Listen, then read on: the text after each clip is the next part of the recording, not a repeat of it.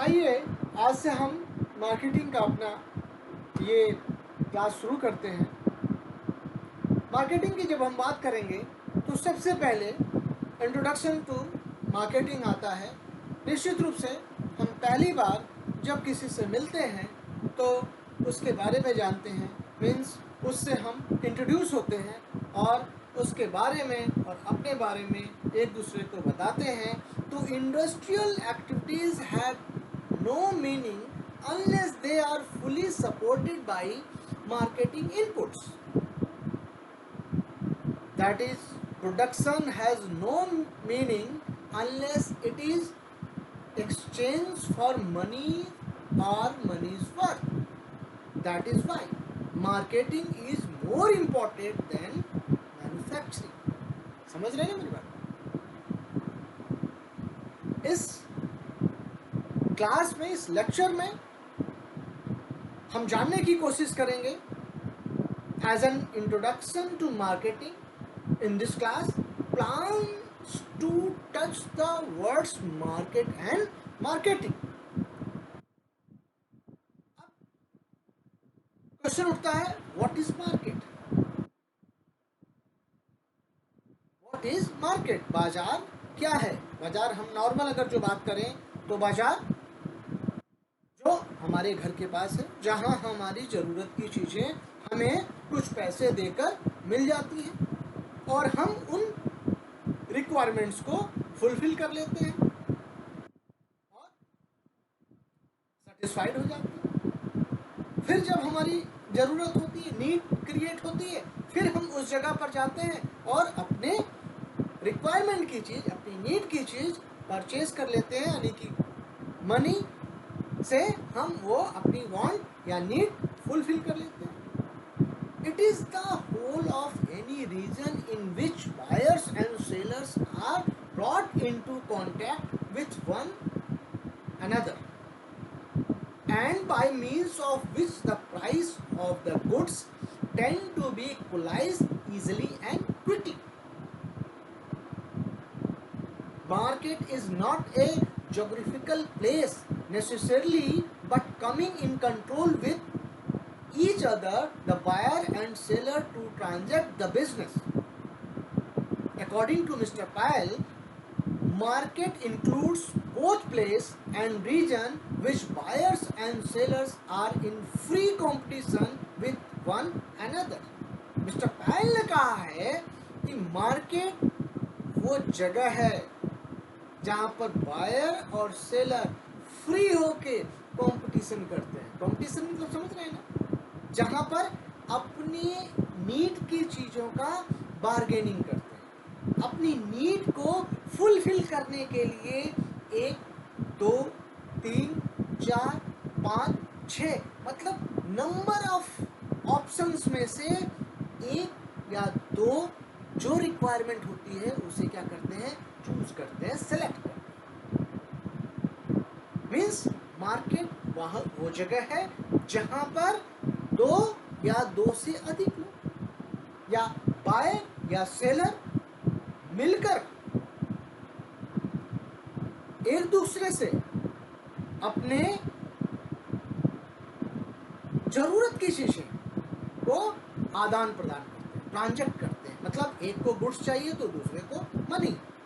Law में आपने first year में पढ़ा होगा कंसिडरेशन।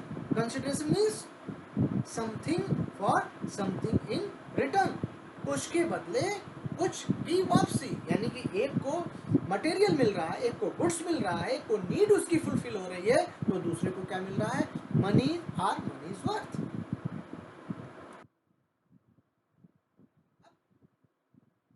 मार्केट को जानने के बाद टाइप ऑफ मार्केट तो पढ़ेंगे classification of markets. Markets can be classified on different bases, of which most common bases are: number 1, on the basis of area,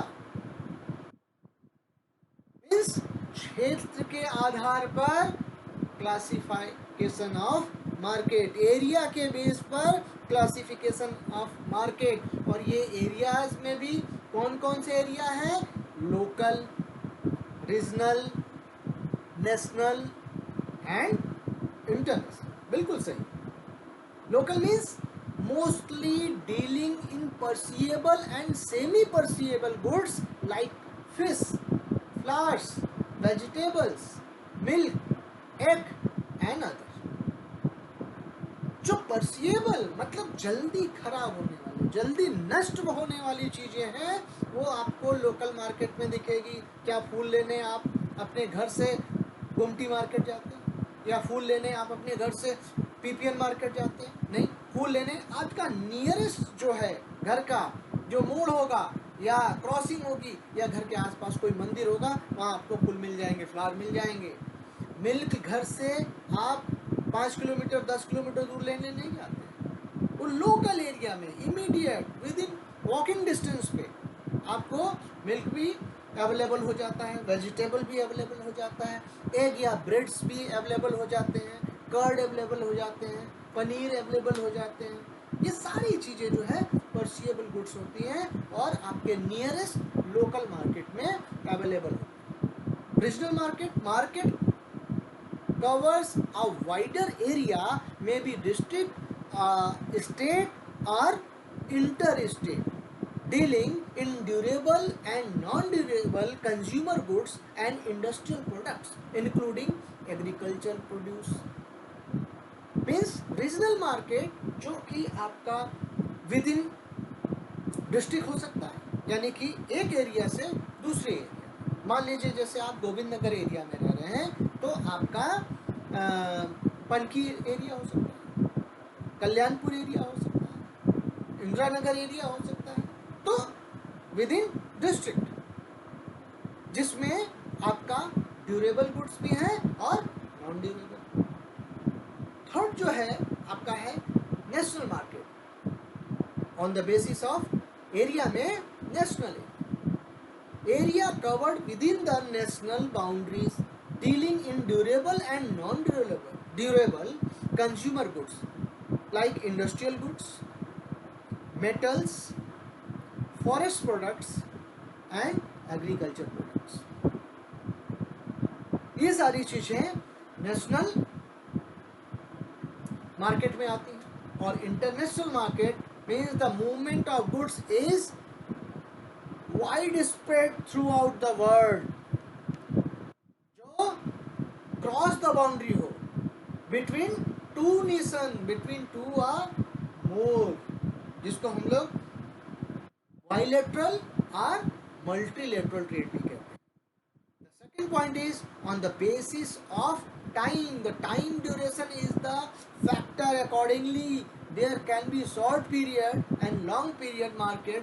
Short period markets are for highly perishable goods of all kinds and long period markets are for the durable goods of different varieties.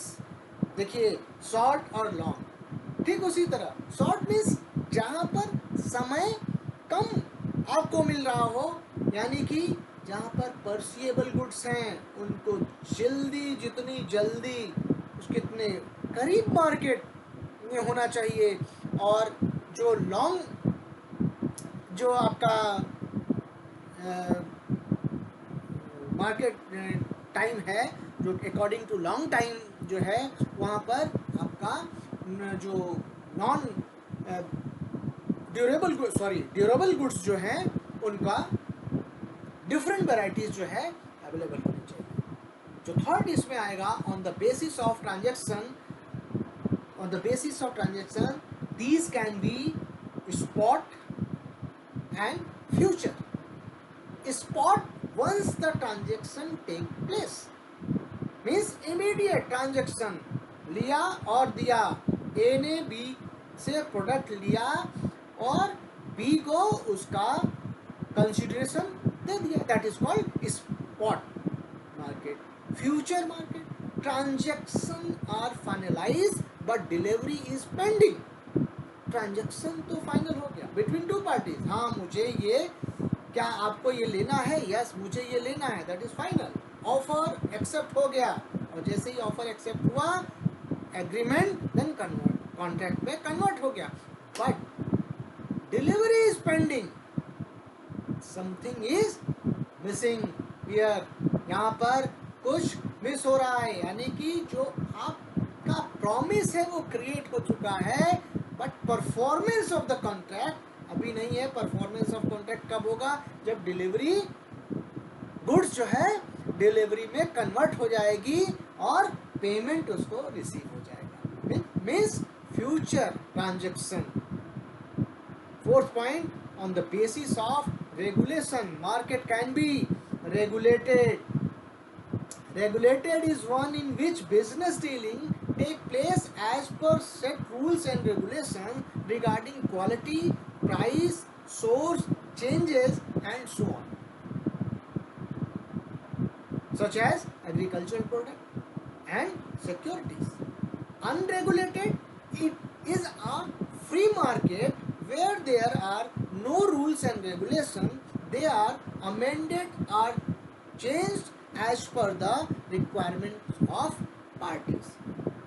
Regulated जहाँ पर rules and regulation apply हो, जो government ने rules and regulation बनाए हैं वो उस market में एप्लीकेबल है और उस रूल्स एंड रेगुलेशन के अकॉर्डिंग ट्रांजेक्शन्स हो रहे हैं, लेन देन हो रहे हैं, या जो व्यापार हो रहा है उस बाजार में उन रूल एंड रेगुलेशंस के आधार पर होता है। नॉर्मली एग्रीकल्चर प्रोडक्ट्स के प्राइस गवर्नमेंट डिसाइड कर देती है, और security market without rules and regulation चल ही नहीं सकती। तो जहां पर गवर्नमेंट ने डिसाइड और फिक्स कर दिया है, that is called regulated. Means एक according under the some rules and regulation. Unregulated is a free market where there are no rules and regulation. They are amended or changed as per the requirement of parties. यहाँ पर party के सुविधा के अनुसार changes apply होते हैं। इच्छा हुई थोड़ा सा बढ़ा लिया, इच्छा हुई थोड़ा सा घटा लिया। ठीक उसी तरह रोटी बनाने के लिए आटा गूंथ रहे हैं तो गीला हो गया, थोड़ा सा और आटा डाल दिया, टाइट हो गया, थोड़ा सा और पानी मिला लिया। मीन्स अनरेगुलेटेड, कोई एक फिक्स स्टैंडर्ड नहीं है, मानक नहीं है, इस मार्केट को अनरेगुलेटेड कहते हैं। Next, on the basis of volume of business, volume मात्रा, taking value of business as a basis, there can be two types of market, namely wholesale and retail. Matra, quantity, wholesale and retail. Wholesale means ज़्यादा मात्रा, ज़्यादा quantity. Retail थोड़ी मात्रा, थोड़ी quantity. Wholesale market are featured by large volume business and wholesalers. Retail market are those where quantity bought and sold is on small scale, छोटे मात्रा में. The dealers are retailers who buy from wholesaler and sell back to consumer. जो dealer होते हैं, जो व्यापारी होते हैं, वो होलसेलर से मटेरियल परचेज करके कंज्यूमर को रिटेल में सेल करते हैं, यानी कि एक बड़ी मात्रा में परचेज करके छोटी मात्रा में उसको सेल करते हैं। अब मान लीजिए टाटा सॉल्ट का होलसेलर है, उससे जो शॉपकीपर है, डिस्ट्रीब्यूटर है, वो एक लार्ज क्वांटिटी में टाटा सॉल्ट परचेज करेगा, लेकिन उसको एक साथ सबको नहीं बेच देगा। क्यों? क्योंकि उतनी नीड ही नहीं है। तो उसकी छोटी क्वांटिटी जो है, यानी कि 1 kg, 2 kg या 3 kg अलग अलग पैकेट्स में उसको सप्लाई करेगा। That is called wholesaler and retailer, यानी कि big quantity and small quantity. Next जो क्लासिफिकेशन ऑफ मार्केट है, on the basis of nature of goods, किस नेचर का वो गुड है। किस नेचर का वो प्रोडक्ट है. The nature of goods, there can be commodity market. Commodity market deals in favor of material produce manufactured goods, may be consumer and industrial, and bullion market dealing precious metals. bullion market means जहां पर gold का market, gold को regulated किया जा रहा हो, gold का price जो है डिसाइड किया जा रहा है, that is called Boolean market. जहां सोने का व्यापार होता है, ठीक है ना, उसको बुलियन मार्केट कहते हैं. On the basis of nature of goods में ही जो नेक्स्ट हम पॉइंट है, capital market is market of for finance. Capital market जो है वो फाइनेंस का मार्केट है, बेसिकली फाइनेंस पर डिपेंड करता है. These market can be subdivided into money market dealing in lending on and borrowing of money, and second market security market, और उसको दूसरा भी कहते हैं, स्टॉक मार्केट भी कहते हैं, dealing in buying and selling of shares and debentures. Foreign exchange market, where it is a forex market dealing buying and selling of foreign currency, may be hard or soft. Forex 5 country है. Forex means जहाँ पर currency की value decide होती है, actual value किस country की currency की कितनी है, इस मार्केट में उसी करेंसी की वैल्यू डिसाइड होती है, और ये करेंसी को यहाँ पर एक दूसरे देश की करेंसी को परचेज और सेल करता है, हार्ड में भी और सॉफ्ट में भी, एज पर द रिक्वायरमेंट और वैल्यू ऑफ द मनी और करेंसी. नेक्स्ट क्लासिफिकेशन है 7, on the basis of nature of competition. Competition based on competitive forces. Based on competition or competitive forces, there can be variety of market for a product or services. However, only two are the most important, namely, number one, perfect market is one which is characterized by, number one, large number of buyers and sellers, जहां पर ज्यादा मात्रा में खरीदार और विक्रेता हो, that is perfect market. Number 2, prevalence of single lowest price for products that are homogeneous. Third, the perfect knowledge on the part of buyer and sellers. And fourth, free entry and exit of firms in market. लेकिन fourth की तरह ऐसा दिखता नहीं है. This type of market exist hardly, मुश्किल से दिखते होंगे, अदरवाइज जो मार्केट में एंट्री करता है इतनी जल्दी बाहर नहीं जाता है, लेकिन वो फ्री है. मार्केट, परफेक्ट मार्केट में कभी भी आप इंटर कर सकते हैं और बाहर जा सकते हैं, कोई रोक टोक नहीं है. सेकंड जो है imperfect market, which is featured by, number one, products may be similar but not identical. Product may be similar but not identical. Second, different price for a class of goods.